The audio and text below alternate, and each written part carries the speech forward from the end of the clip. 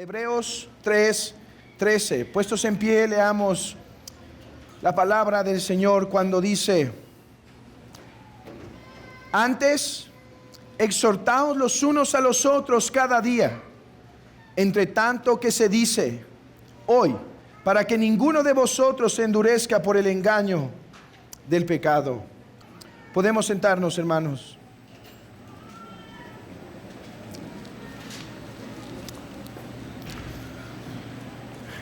En la fascinante historia de fantasía que escribe un autor llamado Tolkien, en la historia llamada El Señor de los Anillos, Tolkien alcanza a representar de una forma muy clara la importancia de la comunidad. La importancia de la comunidad para llegar hasta el fin. Un pequeño ser llamado Frodo tiene una gran y pesada tarea: llegar hasta cierta región, unas colinas muy complicadas,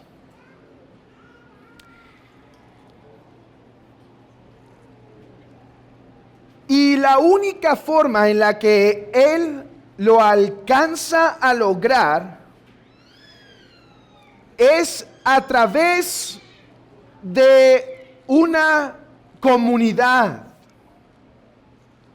Esta no era una comunidad muy llamativa. No era una comunidad de los poderosos de ese tiempo. Pero era una comunidad que tenía muy grabado el propósito por el cual había sido congregada, y era ayudarse unos a otros hasta llegar al fin. Los personajes de esta historia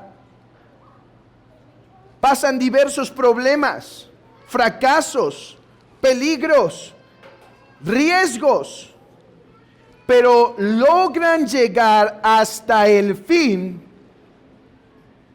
por causa que se mantienen en la comunidad.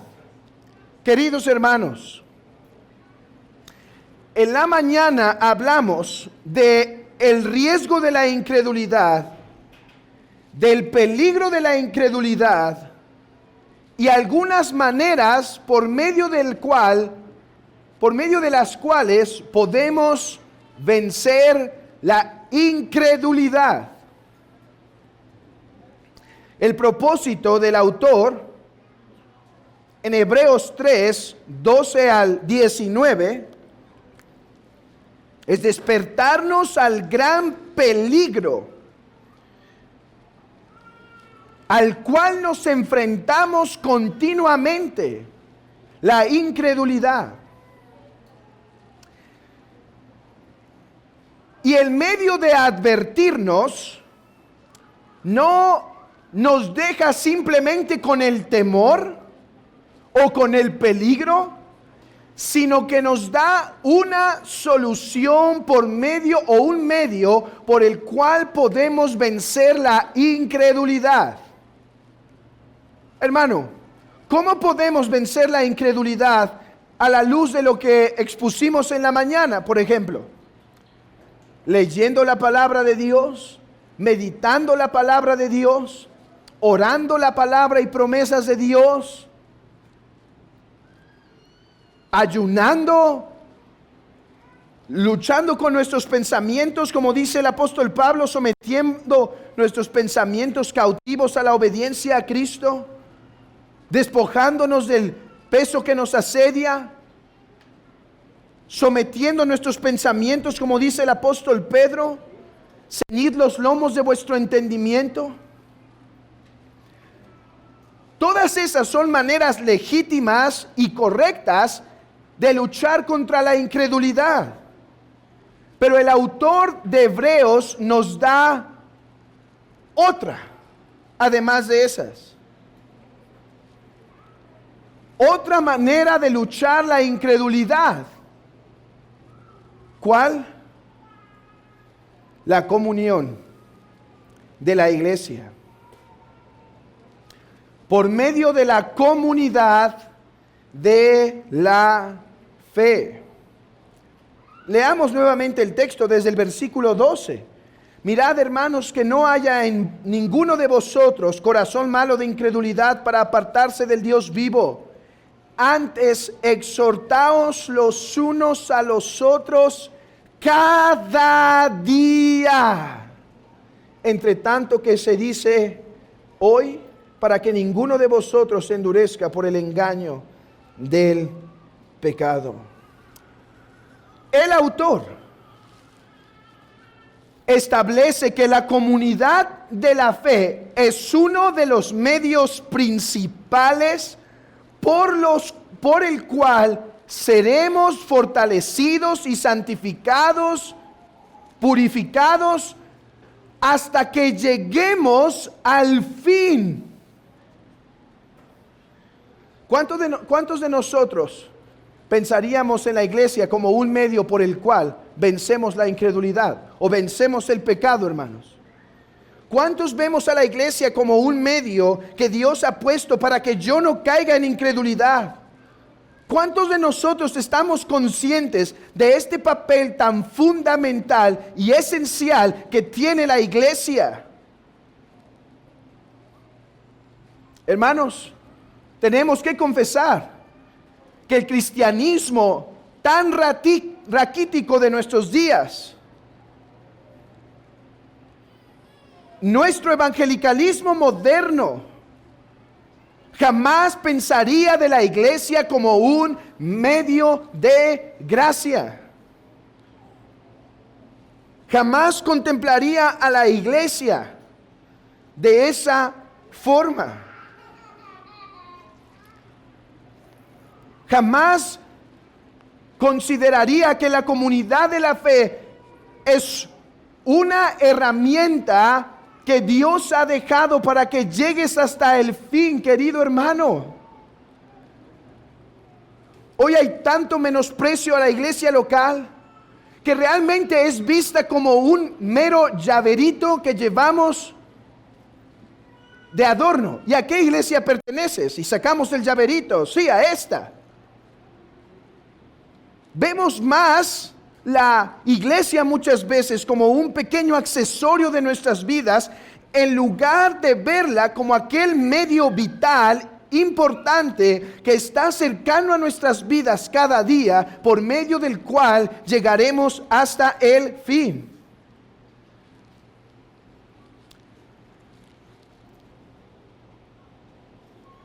El llamado es claro: exhortaos unos a otros. Hermanos, y esto ha sido así desde el principio. Dios creó a Adán e inmediatamente le dio a Eva para que se exhortaran mutuamente a la obediencia a Dios. Pero fallaron.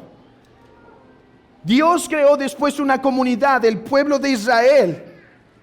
Y Dios dijo en Levítico lo siguiente: no aborrecerás a tu hermano en tu corazón, razonarás con tu prójimo para que no participes de su pecado. La comunidad es algo que Dios ha puesto desde el principio a fin de que seamos guardados hasta el fin. ¿Lo habías pensado de esa forma, hermano? Ahora, ¿cuál es precisamente la exhortación aquí? Dice exhortaos. La palabra que está delante de nosotros es una palabra griega que no les va a parecer tan extraña. Ustedes saben, hermanos, que yo no soy fan de traer tantas palabras griegas o latinas al púlpito, pero hay veces que creo que es útil porque nos da algo de luz. Y la palabra que se usa aquí es muy parecida a la palabra consolador, paracletos, que se usa en Juan 14, 15 y 16 para hablar del Espíritu Santo. ¿Cuál es la exhortación que tenemos delante de nosotros? El apóstol está animando a los cristianos a que continuamente se estén exhortando, pero exhortar significa más que reprensiones. El propósito de esta palabra de exhortaos los unos a los otros son más que simples regaños o reprensiones que uno trae a su hermano. La palabra es más amplia e implica ánimo, consuelo, aliento, reprensión, sí, claro, y corrección también. El apóstol está llamando a la comunidad de la fe a que se esté hablando continuamente palabras que produzcan crecimiento espiritual y fortaleza en mi hermano. Por ejemplo, Pablo dice, hablando de la segunda venida de Cristo, alentaos con estas palabras los unos a los otros. Hermanos, hay pruebas en nuestras vidas, hay dificultades, pero el apóstol Pablo dice, a la luz de que Cristo viene por segunda vez por su iglesia, estemos exhortándonos con estas promesas. ¿Ves a tu hermano débil? Dile, hermano, Maranata, Cristo viene pronto. ¿Ves a tu hermano decaído? Anúnciale, Jesús reina. Jesús es el Señor. Alentaos los unos a los otros. Toma a tu hermano y llévalo con palabras de aliento para que salga de sus dificultades. El apóstol nos llama a velar por nuestros hermanos y ver lo que necesitan para que no se aparten de la fe. Y no solo lo que necesitan físicamente, como dice Santiago, que si tienen necesidad de alimentos se les dé, sino sobre todo lo que necesitan espiritualmente para que no decaigan, para que no se aparten, para que no apostaten. El creyente debe estar atento al corazón de su hermano. ¿Y qué? ¿Soy yo acaso guarda de mi hermano? Sí, sí lo eres, sí lo somos. El propósito de esta exhortación delante de nosotros vemos en el texto que es producir que mi hermano llegue conmigo a Sión. Claro, cuando exhorto a mi hermano quiero la gloria de Dios. Cuando le doy palabras de ánimo, quiero la gloria de Dios también. Pero algo que estoy buscando a través de mi exhortación a mi hermano, de mis palabras de consuelo, de aliento, es producir que él sea animado para continuar la vida cristiana.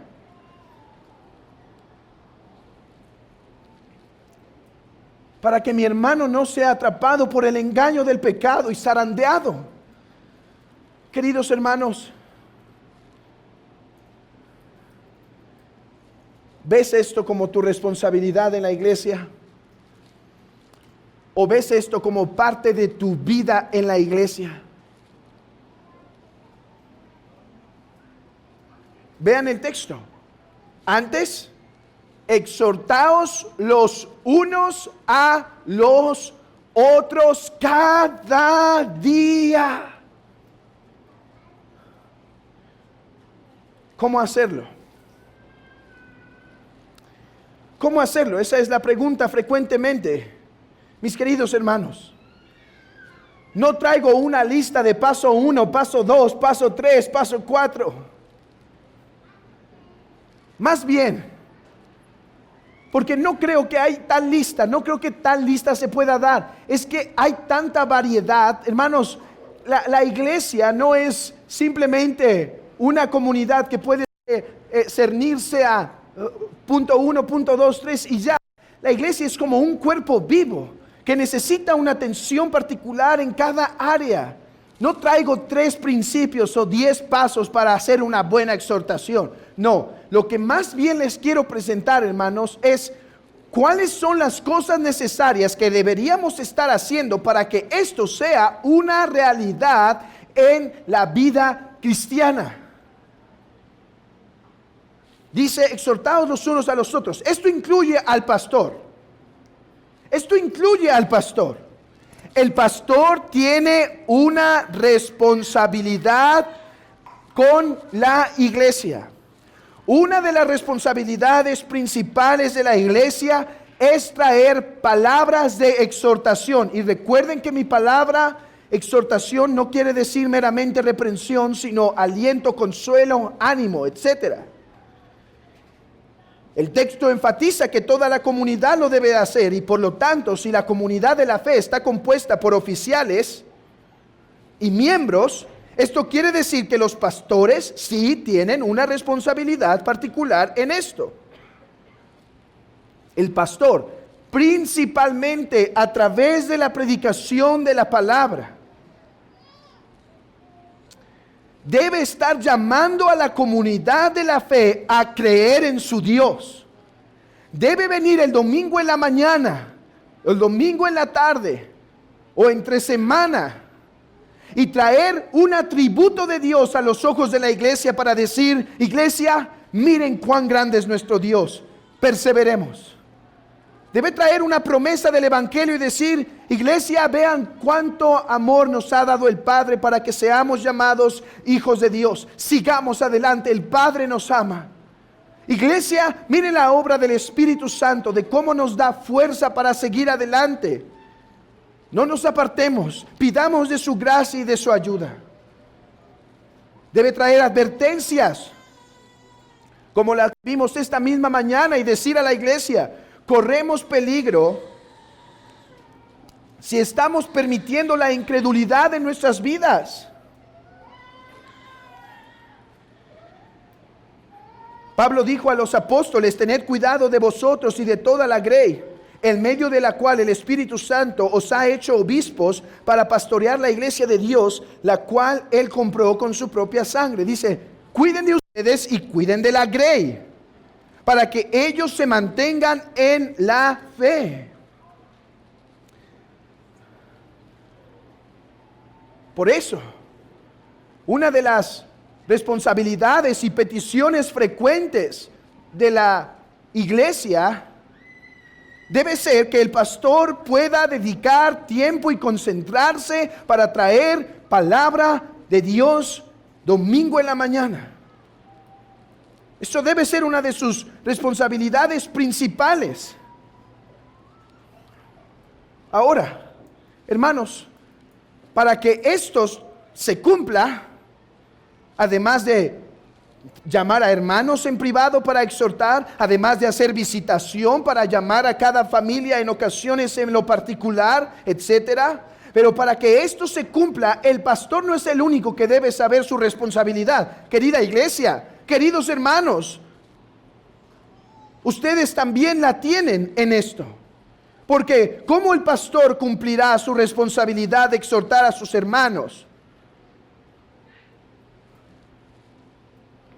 si no eres miembro de la iglesia?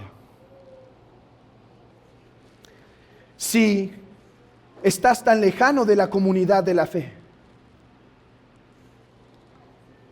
Ok, es la responsabilidad del pastor exhortar e incluso ir por ti si te estás alejando. Pero ¿cómo si en ocasiones pones tantos obstáculos para que esto se pueda lograr?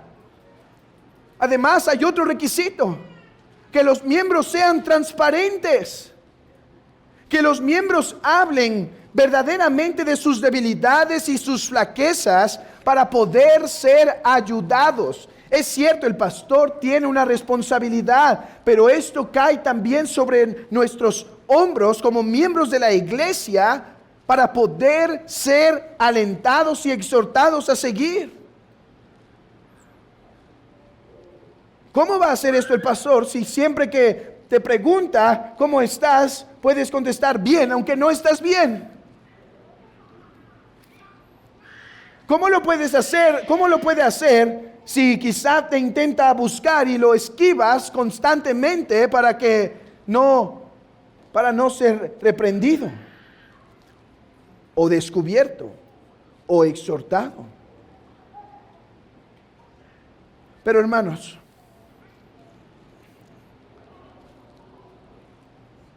realmente el énfasis de este texto no está en la responsabilidad del pastor y la responsabilidad de la iglesia para con su pastor. El texto realmente enfatiza la responsabilidad de la iglesia para unos con otros. Lean conmigo el versículo 13. Exhortaos los unos a los otros cada día. El texto está poniendo énfasis en la comunidad de la fe como la responsable para la necesaria perseverancia en la fe. Hermanos, esto es contracultural, y no solo contracultural en el mundo en general, sino contracultural con el tipo de cristianismo que hemos heredado en nuestros días. Y querida membresía de esta iglesia, les pido que prestemos atención a esto, porque estamos llamados a vivir a la luz de la palabra de Dios y no en la forma en la cual el evangelicalismo moderno de nuestros días nos dice cómo debe ser el cristianismo.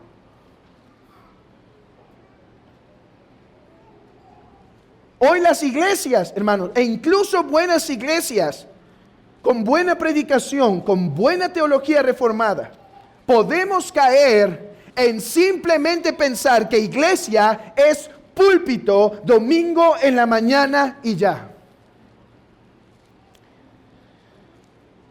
Eso no es iglesia. Puede ser un buen púlpito y un púlpito fuerte, pero eso no es iglesia. Iglesia es vida íntima unos con otros. Iglesia es vida en comunidad cercana e íntima unos con otros.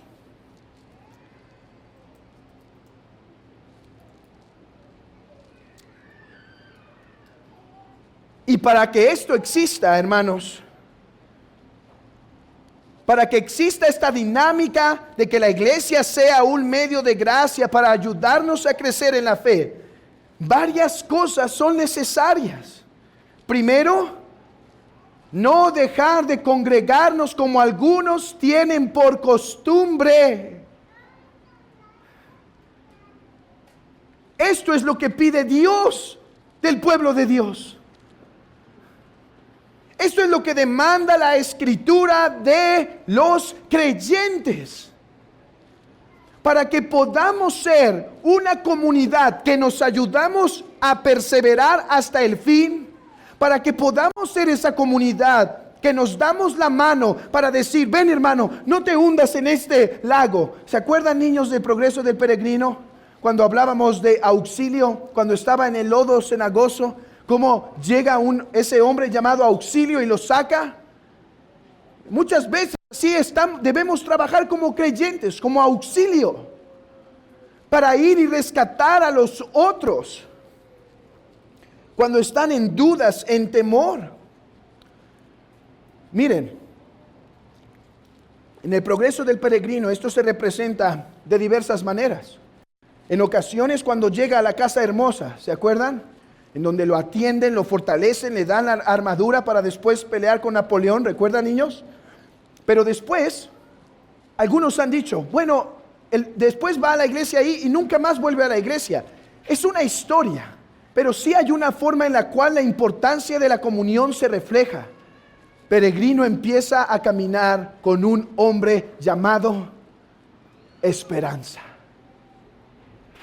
Y el uno al otro se fortalece. ¿Han visto que en la historia del peregrino a veces cristiano está flaco en su fe y a veces es Esperanza que puede estar flaco en su fe, y uno a otro se va consolando? Hermano, Dios puso a la iglesia para cuidar de ti hasta el fin, y la iglesia no es solo el pastor, son ustedes unos con otros, para que juntos cuiden cuidemos de nuestro prójimo y lo estemos sacando y después yo caigo y Él es el que me saca. Y lo primero para que esto sea posible es que no se dejen de congregar. Hermano, ¿eres un miembro fiel y constante a las reuniones de la iglesia?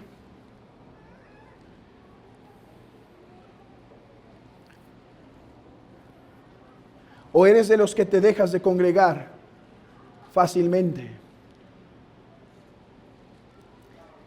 Segundo, para que esto sea posible, se debe procurar una comunión más intensa que la mera asistencia domingo en la mañana a escuchar el sermón. ¿Quieren escuchar cómo luce la iglesia temprana? Y perseveraban en la doctrina de los apóstoles, en la comunión unos con otros, en el partimiento del pan y en las oraciones. Hermano, abre tu corazón esta tarde y permitamos que esta iglesia sea un reflejo de la iglesia temprana y no un reflejo de la iglesia de nuestros días. Pero hermano, así no es en todas las iglesias. ¿Qué me importa? ¿Y qué? Tampoco te debería importar. Lo que importa es cómo dice la Biblia que la comunidad de la fe debe lucir, hermano. Y vean lo que dice el texto. Perseveraban en la doctrina de los apóstoles. Ok, gloria a Dios, esta iglesia persevera en la doctrina, en la verdad.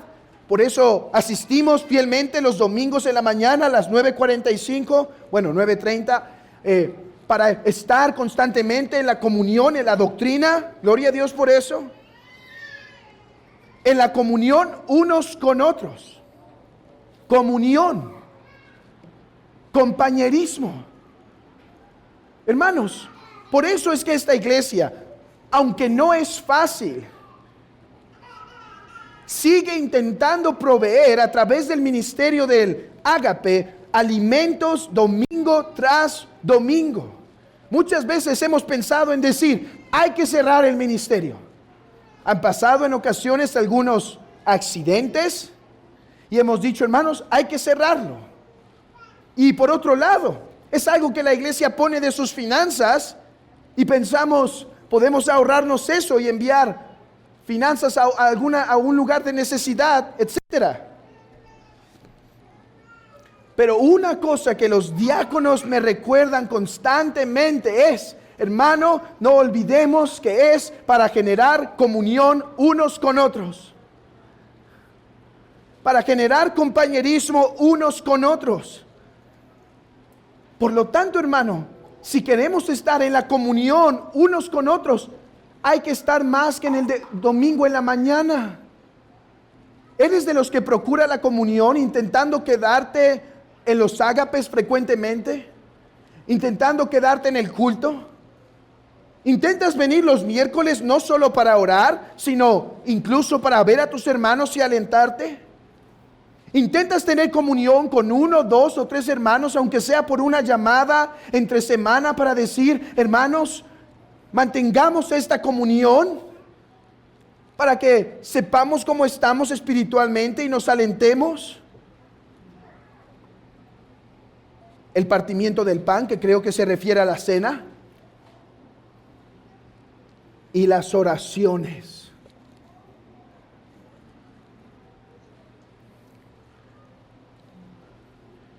Yo entiendo que hay hermanos que no pueden venir el día de oración a la iglesia,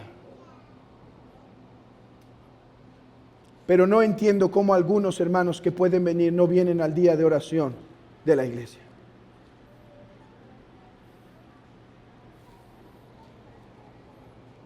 Entiendo a esas hermanas que su esposo se los hace tan difícil, o que tienen dificultades para venir en el camión y no es fácil por la seguridad. Lo entiendo.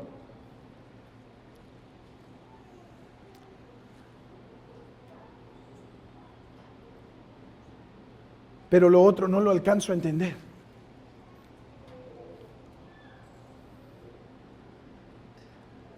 Día tras día continuaban unánimes en el tiempo y partiendo el pan en los hogares, comían juntos con alegría y sencillez de corazón.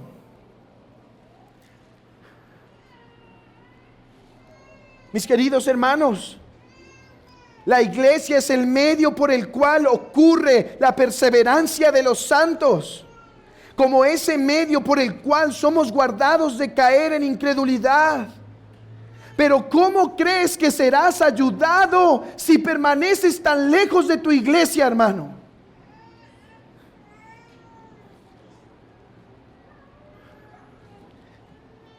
Hermanos,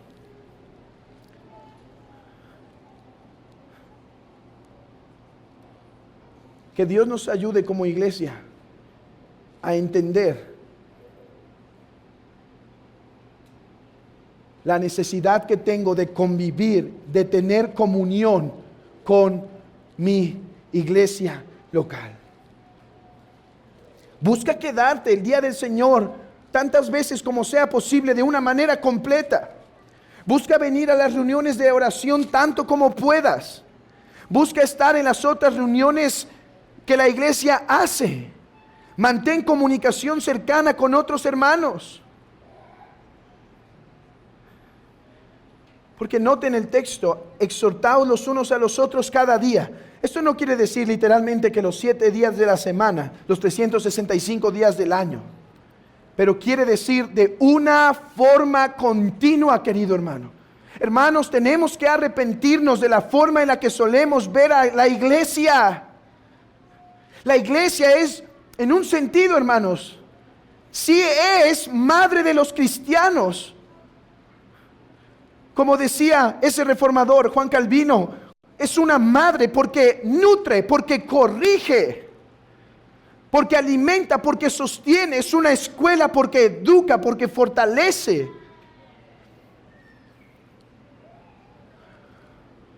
Algunos están tan lejos de la iglesia local porque no entienden que están llamados a vivir en comunidad. Pero espero que hoy sea claro. Y si están lejos de su iglesia, se arrepientan y se acerquen a ella, hermanos. Pero por otro lado, algunos no se acercan por temor a exhibirse. No quieren mostrar sus debilidades para que algún hermano los reprenda. Y de eso también necesitamos arrepentirnos. Porque si hay un defecto en una parte de nuestro cuerpo, la necesitamos atender para que no gangrene lo demás. Hermano, ahora pongamos esto de otro lado. He intentado ponerte delante de tus ojos la iglesia como aquella que nos ayuda a perseverar. Pero ahora veámonos como iglesia que ayudamos a perseverar a nuestro prójimo.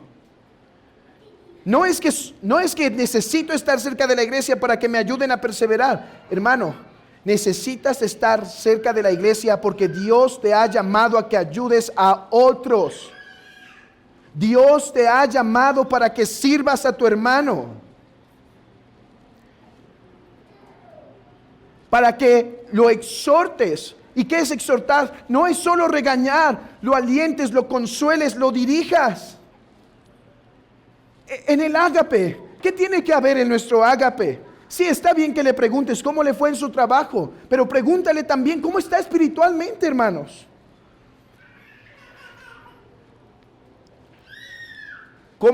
¿Qué escuchó de la predicación? ¿Qué le nutrió? ¿Qué no le nutrió? ¿Cómo ha ido caminando en su vida cristiana? ¿Por qué está lejos? ¿Por qué no ha venido últimamente a las reuniones? Esa es nuestra labor como cristianos, estar velando por nuestro prójimo. Claro, pero algunos quizá nos podemos alejar porque para esto, hermanos, se necesita estar viviendo una vida espiritual. Claro que muchas veces en las mesas no hay plática espiritual porque si en la semana no estamos viviendo una vida espiritual, ¿cómo vamos a traer algo espiritual a la mesa? Vivamos entonces, hermanos, una vida espiritual constante en la palabra. Entendamos nuestra responsabilidad de ser guardas de nuestros hermanos. Busquemos hablar con ellos de cosas espirituales. He hecho algunas entrevistas para los próximos personas que van a entrar al seminario. Pude entrevistarme con varias personas y me encantaba escuchar la respuesta de muchos hermanos, como de algunos que están aquí los viernes por la tarde para recibir lecciones de la teología. Ellos decían: hermano, yo no sé si soy pastor, quizá ni siquiera pienso en el pastorado, pero me estoy preparando porque quiero conocer mejor a mi Dios, quiero servir a mi familia y quiero ser un miembro local más activo y más útil. Gloria a Dios por eso.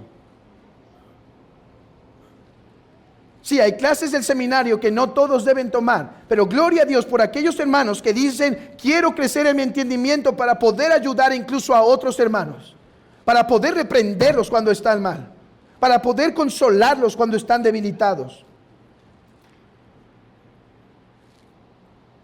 Hermanos, ni siquiera estoy pensando que todos deben venir los viernes en la tarde, ¿sí? Pero creo que todos deberían estar estudiando entonces de alguna forma, intentando crecer en su entendimiento de Dios para poder ser una bendición a su iglesia.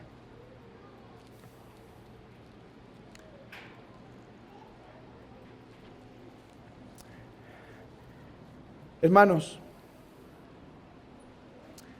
este es el cristianismo de la Biblia. Hermanos, este es el cristianismo de la Biblia. No endurezcamos nuestros corazones. Si oyes hoy su voz, no endurezcas tu corazón. Si tienes cosas que cambiar en tu vida y en tu agenda, hazlo, pero no endurezcas tu corazón. Si eres uno de los que está verdaderamente lejos de tu iglesia, no endurezcas tu corazón. No te excuses, pero otros buenos cristianos sí viven así. La pregunta es: ¿lo que se ha hablado es verdad? Si es verdad, lo tenemos que vivir. Exhortaos los unos a los otros cada día, y así serás guardado hasta el final. Yo les decía a los hermanos que pensaba titular este sermón, ya no lo titulé así al final, pero un título que me había venido a la mente es el siguiente. Conocen que uno de los 7 sacramentos de la iglesia papista se llama la extrema unción, ¿sí? Que es cuando va a morir la persona, es ungida con aceite y es un medio por el cual de una forma avanza o es fortalecido espiritualmente para pasar al siguiente, para dar su siguiente paso. Bueno, no es un sacramento la extrema unción, ni es un sacramento la iglesia, pero la podemos llamar la extrema comunión, un medio por el cual serán guardados hasta el fin. Sigue caminando solo, hermano. Sigue caminando lejano. Y cuando tu corazón esté apartado, no te preguntes por qué. Sigue caminando sin iglesia, lejos de esta. Y después que te termines de apartar, no preguntes cuál fue la razón. Hermanos,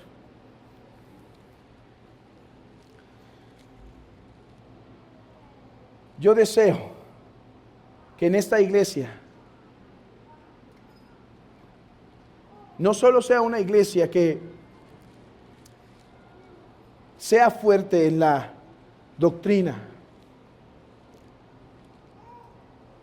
pero en la vida práctica, hermanos, y en el amor unos con otros. Reconozcamos que es algo en lo que en ocasiones nos falla seriamente. En ocasiones con nuestros queridos visitantes, amados hermanos, seamos prontos para hablar con nuestros queridos visitantes, para saludarlos, extenderles la mano, sentarnos con ellos domingo a domingo y saber de ellos. Pero también, hermanos, de esa comunión de los unos con los otros. Porque ¿cuál es el propósito?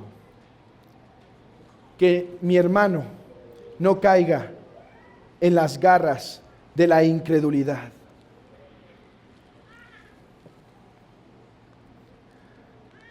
Que mi hermano no caiga en las garras de la incredulidad. Hermanos, que el amor gobierne nuestra iglesia en este respecto. El deseo que aquellos con los que hoy estoy lleguen a Sion también.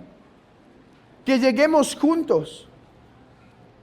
Que algún día tomemos de la cena del Señor todos unánimes. Hermanos, y al venir a partir el pan en esta tarde, de eso somos también recordados. Porque hoy partimos un mismo pan y bebemos simbólicamente de una misma copa para recordar que somos un cuerpo, hermanos. Por eso Pablo escribe a los Corintios. Les escribe porque estos se estaban dividiendo y dicen, ¿cómo pueden venir a comer la cena del Señor y estar divididos unos con otros y estar separados los unos de los otros? Sin estar cerca, ¿cómo lo pueden considerar? Si el mismo pan y vino representa su unidad, representa su compañerismo, pero por otro lado se encuentran separados y lejos. Hermanos, hoy venimos a comer el pan y el vino y recordamos que Jesús murió por nuestros pecados y que su sangre fue derramada por nuestros pecados. Pero también recordamos hoy que el hermano que come conmigo el pan, que aquel que toma el pan conmigo y bebe la copa conmigo, es también mi amado hermano. Es también aquel por el cual Cristo dio su sangre y ahora yo tengo una responsabilidad para con él. Es mi hermano. Y por eso es necesario que yo viva en esta comunidad cercana para ayudar a mi hermano y para ser ayudados por ellos. Esto es cristianismo bíblico. Esto es cristianismo conforme a las santas y sagradas escrituras, hermanos.